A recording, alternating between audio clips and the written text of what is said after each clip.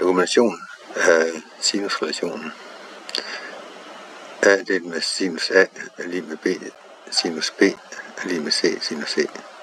A, B, C er sidelængderne, og A, B og C er de modsatte stående vinkler.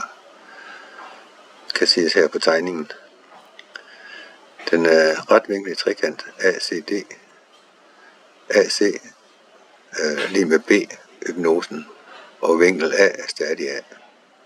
Den har vi her.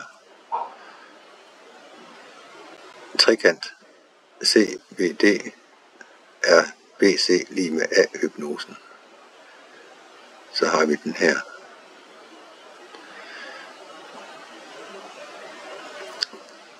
B er lige med A delt med højden delt med A, altså H lige med A sinus B. Begge udtryk er samme højde H, så B sinus A er lige med A sinus B. Det kan vi omskrive til A sinus A er lige med B sinus B.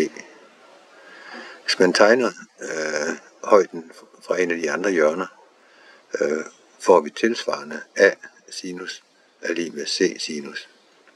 Derved er relationen A sinus A lige med B sinus B og C minus C. Sinusrelationen er bevist.